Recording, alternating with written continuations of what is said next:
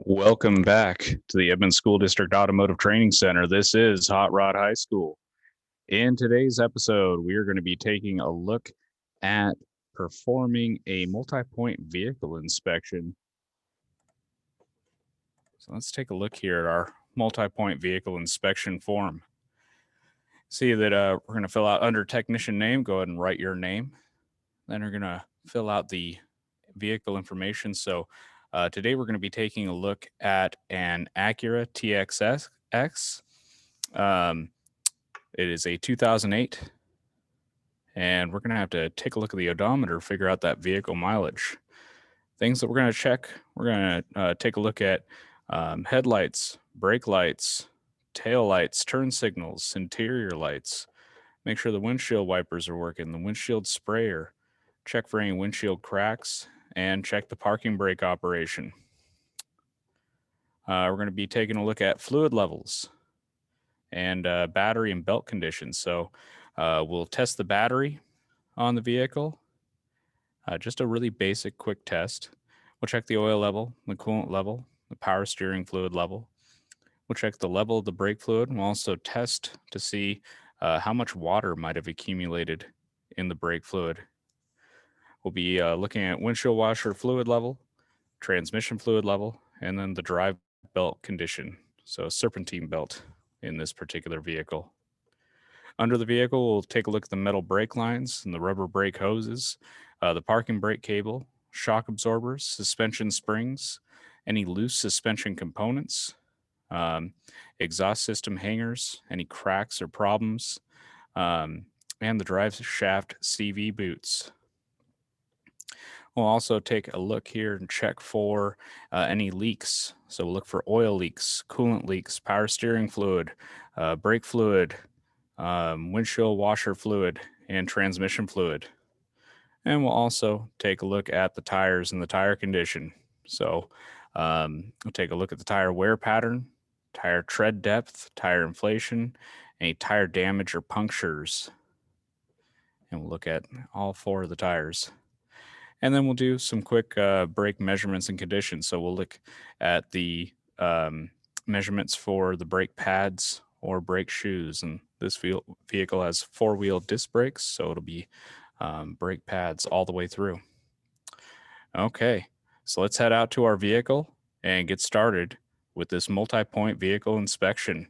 So coveralls on, safety glasses on. Let's go to work.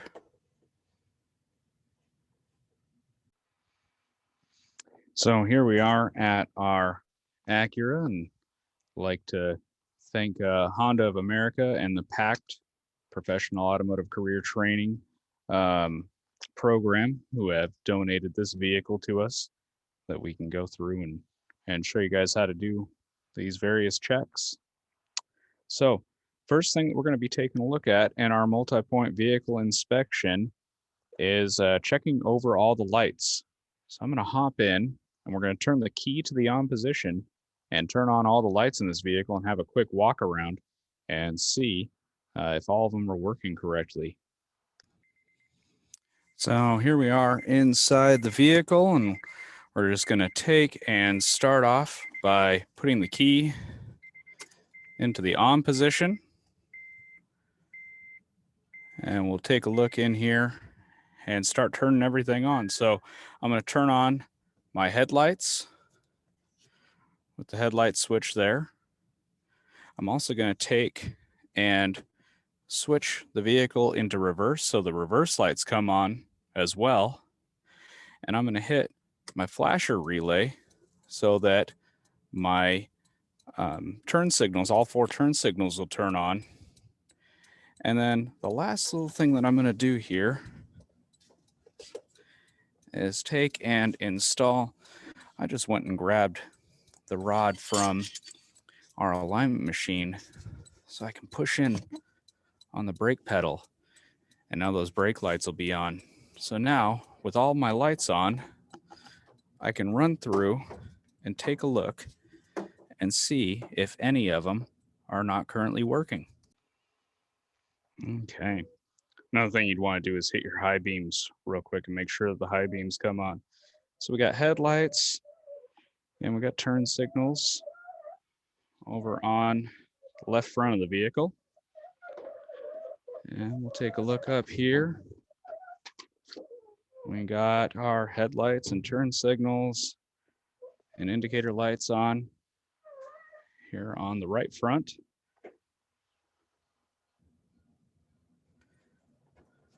Now we'll walk around to the back and just make sure that all the lights are on and working correctly in the back of our vehicle here. Yep. Burst lights look good.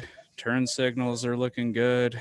Brake lights are looking good. Oh, hey, there's something to note down.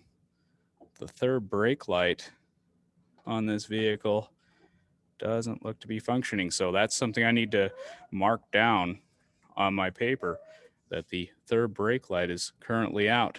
And it could be that we have just a burned out bulb being the issue, or it could be that there's actually some kind of an electrical problem there causing that to be out. Okay, let's move on to the next section now that we've checked over our lights. The next section is actually interior lights, which is a pretty easy one to do. All I'm going to do here is open up the door and take a look and make sure that the headlight comes on. And yeah, we're looking good in there. Okay, so now I'm going to turn off all these lights and we'll move on to the next section. Okay, so our next thing to take a look at here is our windshield wipers and windshield sprayer. So we're going to do that all at the same time just by turning the key back to the on position. And we're going to toggle that windshield sprayer switch. And we should be able to get that to spray and turn on. And now we'll be able to take a look at the windshield and see what pattern we got. And not too much spray coming out of there. And the windshield wipers, they look pretty good, a little bit streaky. So those would both be things that I would put down. As far as windshield cracks go, nope, no windshield cracks. So that part looks good. Next part is our parking brake operation. So in order to check out our parking brake operation, another very simple test, I'm just going to pull up on that parking brake. And now I'm going to head over to the rear wheels of the vehicle. I'm going to see, can I get them to move? And no, that is nice and solid. I want to repeat that on the other side too, because this is one of those things where if one side's out of the adjustment, you can end up with an issue there. So I tried that on the first side, try it on the other side now. And remember, parking brake only goes to the rear wheels of the vehicle. And yeah, this one is working perfectly. Okay, so we've gotten done with the first whole section of our multi-point vehicle inspection. So now we're on to fluid levels, battery and belt condition. And we start that test off with our battery test. So we're going to go ahead and use a simple little OTC battery tester. We're just checking really quickly, is the battery good or bad? And so it's either going to tell us there's something wrong with the battery, or it's going to tell us that this battery is, passes the test. We're not going in doing any diagnostics when we're doing these vehicle inspections. This is the kind of thing that we do on basically every car that comes into the shop every day, no matter what the reason. They can come in because they need a new headlight. They can come in because they need an oil change. They can come in, because there's an alternator issue or whatever. It doesn't matter. Every car that comes in, we just do this quick multi-point vehicle inspection just to assess how the vehicle's doing. This is also the same test that I would tell you guys to do anytime that you're going to go buy a new car or a used car. Go through and do this multi-point vehicle inspection to see if there's anything wrong with it beforehand. Okay, so next section here, testing the battery. We'll hook up our battery tester, negative onto the black cable, positive over onto the red one, and get it to turn on. We got 500 cold cranking amps on this battery, so we'll go down and toggle this down until it reads 500. Perfect. And now we just hit that button there that says test. And it says right on it, pass. So this is a good battery. And we move on. We're not going to do any further diagnostics because this is usually a courtesy item we're doing for the customers. We're not charging for this. And so we want to be in and out, done as quick as possible. So you would only go further into like a diagnostic if the customer was paying you to do like an electrical diagnostic on the vehicle. Okay. Next item up, we're going to take a look at the oil level. So we will find the vehicle's dipstick. Fairly easy to see on this car. Nice orange thing here. And since the engine hasn't been running, we can just pull it out and take a look at it. And we see that it is almost perfectly right up to the full mark. Exactly what we want to see. So that's good. Okay, next item that we're going to look at here is the coolant level. So on this vehicle, we do have this coolant container that we can look at on the outside of it, and that'll tell us what our coolant level is currently. And sometimes you got to shine a flashlight in there in order to see what the coolant level is. Want to be really careful on the actual radiator cap. If the engine's been running, if it's hot at all, do not pull off that radiator cap because scalding hot coolant is going to come out of there at really high pressure. So if the engine's hot, do not open that. And we're actually seeing that the coolant level indicated on the reservoir here is a little bit low. So we'd mark that down as being low. Next thing we're going to check here is the power steering fluid level. So we'll go over here and we'll find the power steering fluid reservoir, which is right back over there on this vehicle. Let me get a little closer to it here.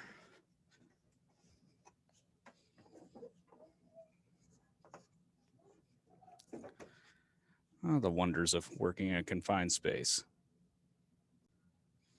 So there's our power steering reservoir.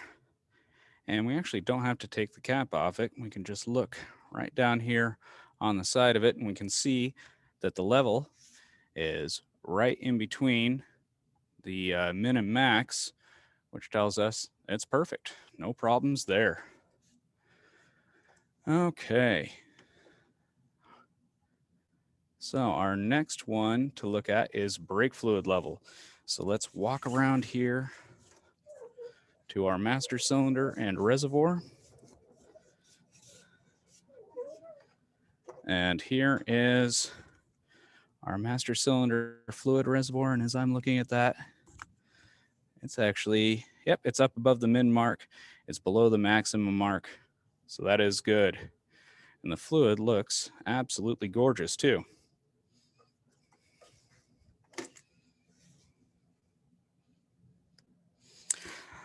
Next item that we're going to check here is the amount of water contamination that is collected into our brake fluid. So brake fluid has a fancy term that goes with it. It's called hydroscopic. It's just a fancy way of saying that it absorbs water and it absorbs it right out of the atmosphere. And, you know, here in, you know, the Linwood, the north, like, you know, the Western Washington region where it rains all the time, that's definitely something we got to look out for. And so I have this handy little tool right here, and it's called it's a brake fluid tester. So it actually tells us the amount of water that's in the brake fluid. Brake fluid typically needs to be changed out about once every 2 years, especially in our climate and our environment where there's a lot of water around that can be absorbed into the brake fluid. So a really simple test to use. We're going to take off the master cylinder cap. We're going to take out the little screen that's inside there as well. There's a button on the top of our tester. We'll push that button and the little indicator light should come on. And now we'll just dip it into the brake fluid and we'll see that, yeah, it is reading in the okay range. We're definitely good to go on this particular vehicle here.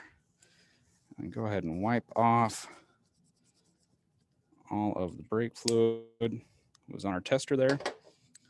I'll put the screen back in, and we'll put the cap back on. So yeah, just another quick little test that you could do to see if the brake fluid needs to be replaced in the vehicle. Okay, our next item to check, windshield washer fluid level. So we'll find the windshield washer container back over here. And you can tell because it has that little symbol on it, means that it's a windshield washer. And as I pull out the little dipstick on it, there's a little bit down on the dipstick here, but not very much at all yet. This is in need of a refill. So I'd mark that down. And some shops, just as a courtesy to the customer, that's something that you just refill for them really quick. Okay. Next, we got to check our transmission fluid level. Now, typically, on most vehicles, this being one of them, you would actually have the engine running and in park when you did this check. I'm not going to have you guys start up any of the vehicles in the shop there. And so just go ahead and pull this out. But typically, engine would be running when you went through and you checked the transmission fluid level. Running and sitting in park. And yeah, this transmission fluid is absolutely perfect looking all the way through. That's our transmission dipstick right there. Okay. Next, we got to check our drive belt condition. So we'll come by and take a look, and here's the serpentine belt on the front of the vehicle. And what you want to do is find one of these pulleys that takes the inside, the ribbed area of the belt, and shows it to you.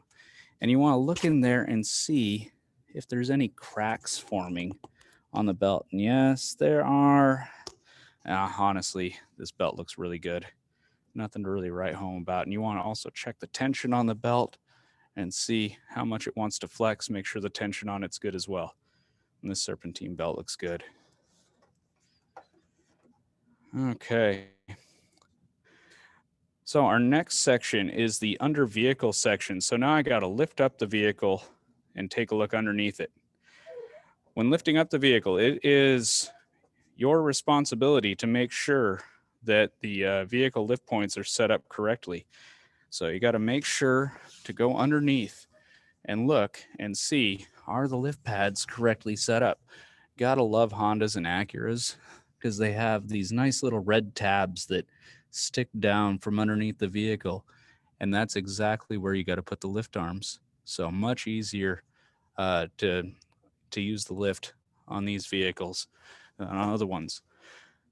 And so you go through, you actually have to get down and take a look at all 4 of the lift pads and make sure that they are properly aligned before you begin raising the vehicle. So that was the first one. Now here's the second one. It also looks great.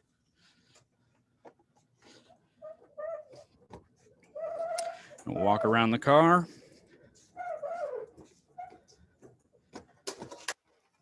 Look at our third one. It's perfect.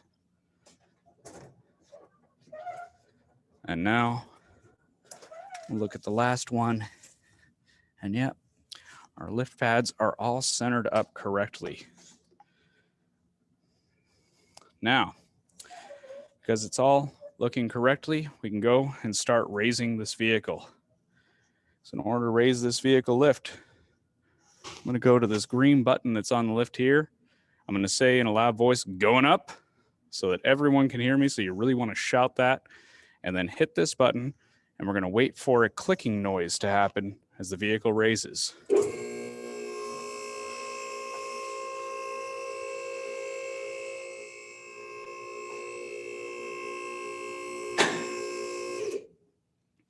So hopefully you're able to hear that clicking noise. Now I want to set the vehicle down on a safety catch. In order to set it down on a safety catch, I'm going to hit this lowering lever, and it's going to lower it down to that first safety lock. So I'll push in on this and I'll say going down. Now the car goes down. until it hits that first safety lock, and we can see how it's still off the ground here, but now it's on the safety lock, and now we've really lowered the risk of the vehicle being able to fall. Now I'm going to walk over to the front bumper of the vehicle. I'm going to push on the front bumper and just give it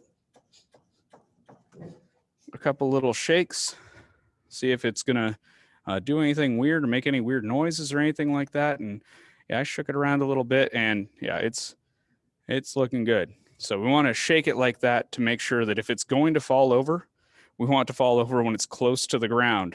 We don't want it to be up above our head when it decides to tilt and fall off of our lift.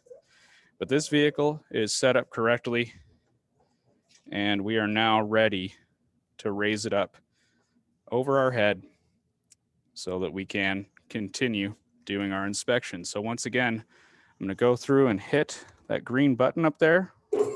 Going up. And we'll raise the vehicle up until it's at a comfortable height for us to be able to work on it.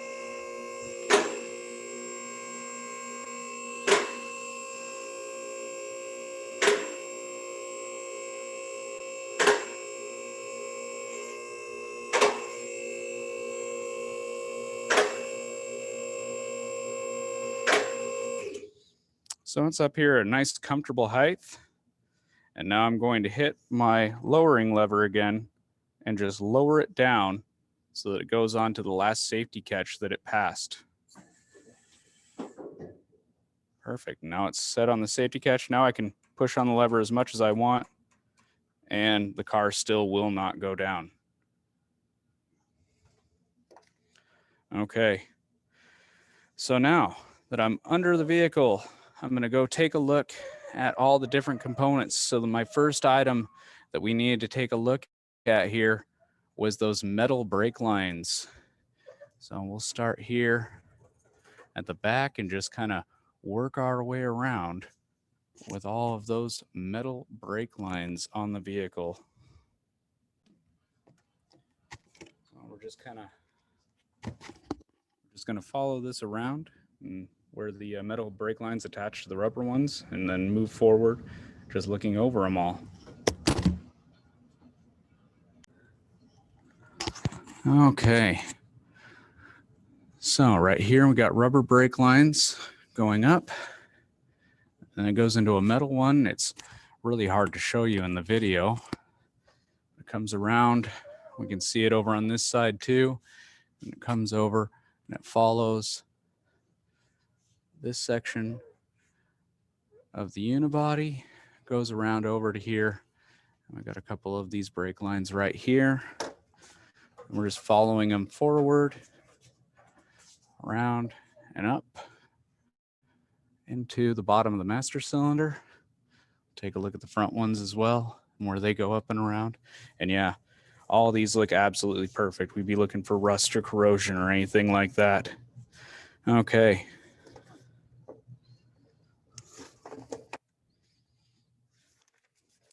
Next item that we got here is our rubber brake hoses. So we're going to go around to each one of the wheel brakes, and we're going to grab on to the actual hoses here. You guys a closer look at them. So here's a set of brake hoses right here at one of the brake calipers. You can see it's a two-part hose, so we'd want to inspect the connection in between the two. And you really want to move these around and check them all the way over. The worst thing you could end up doing is like do an inspection like this, not come up with anything wrong with a brake hose, and then come to find out later that, maybe the customer wanted you to do a brake job, and then if you were doing the brake job and found out you needed brake hoses too, customers don't like it when you're in the middle of a job and try to upsell them on something that you already told them was working correctly. So I'm going to go around all four wheels, and I want to visually check all the way through, all the way around, and bend and move and look at them. And because sometimes you can bend them and all of a sudden you see a big crack form in the brake hose. Because they're made out of that black material and they're underneath the vehicle, it can be really hard to tell if they got cracks until you actually physically move them around. Okay, parking brake cable is the next item. So going back here, and we see this is our parking brake cable where it attaches into our brake, and then we can take and follow it up as far as we can go. It looks good over here. Same thing with this side. We'll go as far as we can and then take a look at it. Everything there looks absolutely perfect. And we know that it's incorrect adjustment because we'd already checked the parking brake operation earlier. Okay, shock absorbers. In order to test those, we're going to put the vehicle back down on the ground. Okay, to put the vehicle down on the ground, I need to first raise the vehicle up so that it's not secured on the safety latch anymore. Going up. Okay, and that's far enough. Now I'm going to pull down on this lever over here, and that's going to remove the safety latch so that it's no longer holding the vehicle up. Then, while I'm still holding down on this lever, I'm going to push in on this handle right here, and then the car is going to begin to sink down to the ground. So here we go, pushing in on the handle and going down. We're going to set the vehicle down on the ground and be able to push up and down on each corner of the vehicle in order to check and see that the vehicle's suspension is operating properly. This is our shock absorber check. Okay, we got the car all the way on the ground. And now we're going to jounce the suspension at each corner. So we're taking and put our hands on there and give it a couple of good pushes and then watch and see if it rebounds. And if it rebounds, if it goes up and down more than once, that's telling us that, that we got bad shock absorbers. So this corner is acting correctly. I'm gonna bring my fender cover with me and perform the job on the other side now. Yep, perfect. Now I'm going to go around to the back of the vehicle.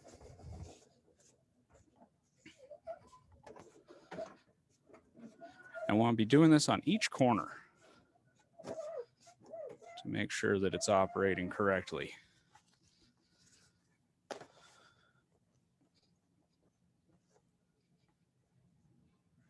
Looking okay there.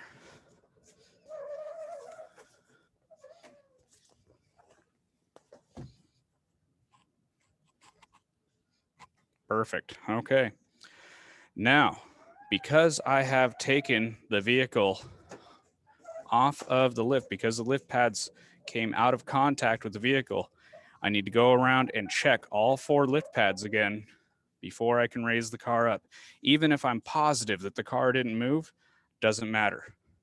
Like, for all you know, a little leprechaun came in here and took the vehicle and put it in drive and shoved it forward a little bit or something like that. Like, just doesn't matter. We can't take any risk when it comes to the possibility of a car falling off a lift. And I don't know how well you can see that there. It actually did move forward a little bit.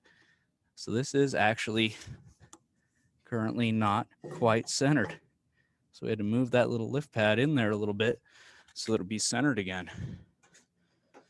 That is why you always check these things.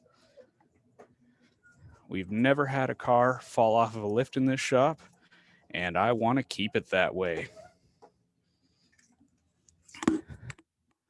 Okay, that one is still centered.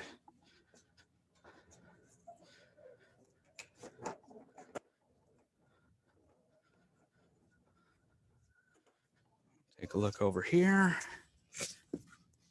That one is still perfectly centered, and so is that one over there. So now we're ready to raise the vehicle back up.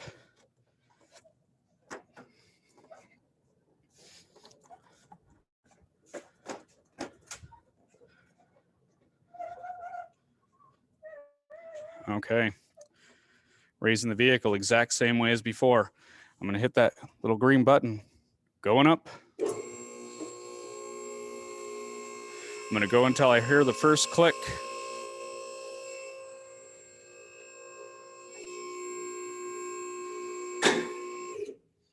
Now I'm going to hit the lowering lever until it lowers down onto the safety catch. And now, walk around. Let's give it a little push. Making sure that it's not going to fall off our lift.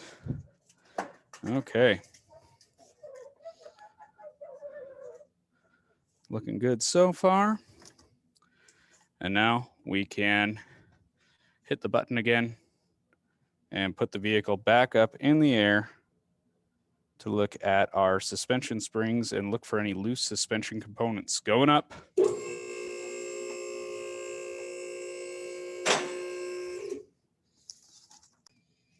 Okay, we got a picture here of our suspension spring. Looks great. It's sitting correctly in its mount. Everything around it looks correct as well. So we can go through now and check the other ones as well. We got another fine looking suspension spring here. So we'll continue on around to the back of the vehicle. Okay, and we got another suspension spring here, this one in the back. It's also looking correct. It's sitting correctly on its perch. Everything looks good here. So now we got one more spring to check. And yeah, last spring looks good. Okay. So now we are set with our suspension springs. Okay, next section we're going to do here is check on our suspension components. And for this, I'm going to start off with my basic wiggle test here. So I'm going to check on the components that control toe in first by grabbing on to both sides of the wheel and shaking it back and forth and seeing if I can feel any movement. Nothing there. I'm going to do the same thing on the top, shake it back and forth. This is rear suspension, and so most of the time when you have a problem here, it's going to be with like a ball joint or a bushing or something like that. Now we'll move on to the front suspension. Same thing here. I'm going to shake side to side. Because of the fact that it steers, you are going to actually see it move side to side. We're checking is it moving and then having any looseness to it. Same thing with the top, up and down. Now we're good to go here. So no loose components that I can find here. So when I'm shaking the wheel, when I shake it back and forth, if I feel looseness, especially in the front, that's telling me that's probably a tie rod issue or issue with the ball joints going to the tie rods. If I shake it up and down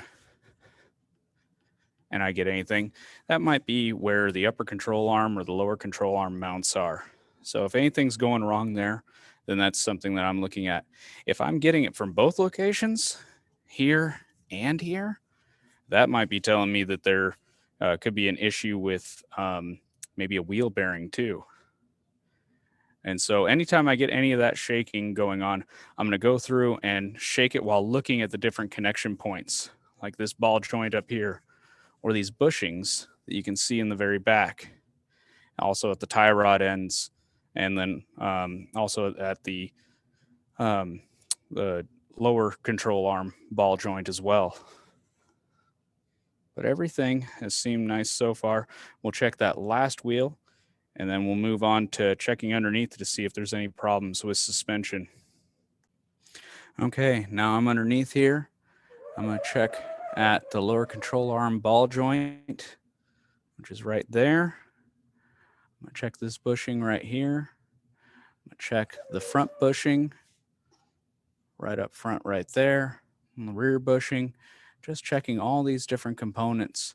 And also another item I need to check is this little bellows boot that's on the end of the axle. Check the interior one right there as well. Make sure it's not torn, doesn't have any grease coming out of it.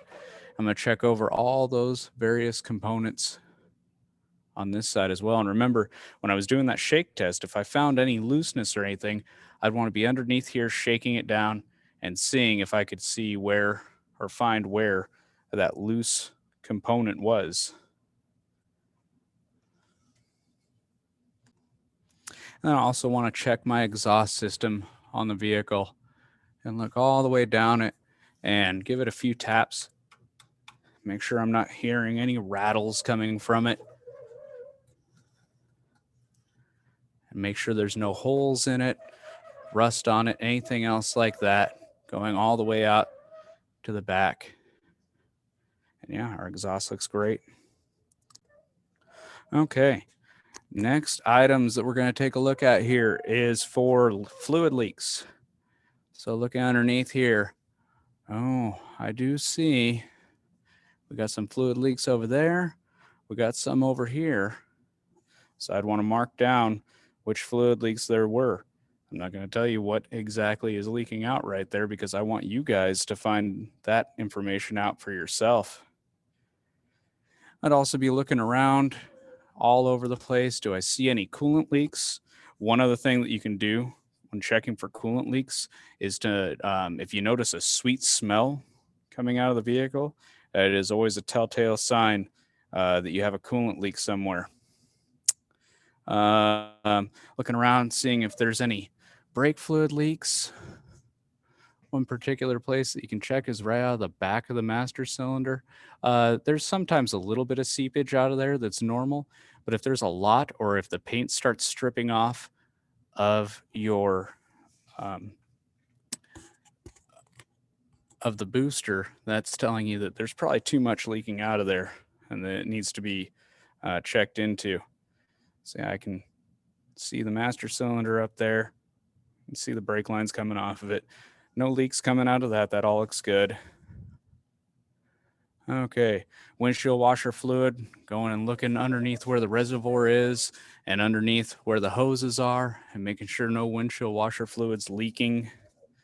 And last, transmission fluid, going through and checking our transmission and seeing, do we have any fluid leaking coming out from that? Okay, now we're going to go through and check our tires. So I've just opened up the front door here and I found the tire information sticker. And I'm able to read the information on this sticker, and that tells me what the tire pressure should be set to. And on this vehicle, looks like the front tires are set to 32 psi, and the rear ones get set to 30 psi. So we'll check front and rear tire pressure, tread depth, and all that other good stuff. Make sure that these tires are okay. Okay, so now I am sitting here at the left front tire, ready to fill out my tire chart here. First thing that it asks for is the wear pattern. So in order to find the wear pattern, I'm going to go through and take and look right here at the overall tread of the tire. I'm looking for, like, if there's marks going across, that could tell me that we got like an alignment issue with toe in. If the inside is all worn out, then it might be that we have a camber issue. Or if the outside edge was worn out, we could have a camber issue.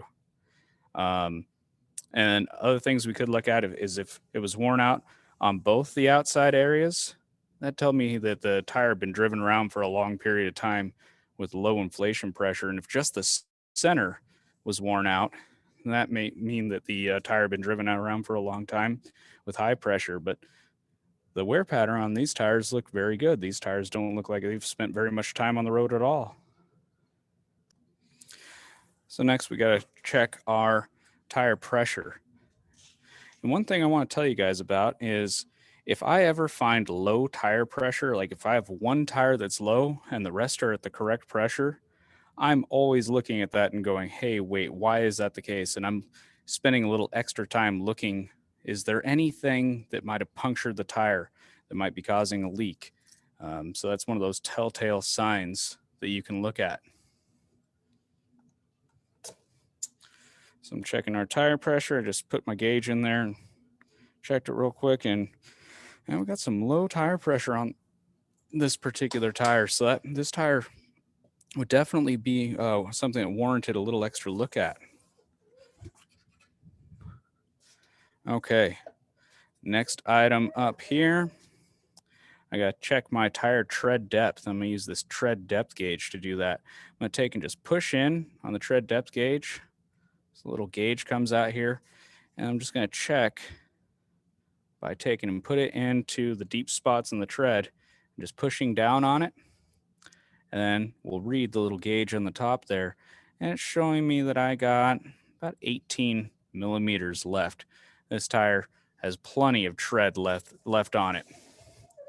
Let's try that again while looking at the top of the tire here. So like I had said, I got that little gauge piece out. I'm gonna take and stick that into the deep part of the tread. Just push down until it makes contact, and then check again there. Yep, 18. Looks good. I will say, there's a problem with these tires. There's a definite problem. These tires are not safe to be driven on the road, but I am not going to tell you what that problem is. I'm going to let you guys go ahead and figure that out for yourself. So now I can put down my tread depth. I can put down the tire inflation. The last thing to look for is tire damage. Like I said, there are some definite things that you could find in here. These tires are very badly damaged.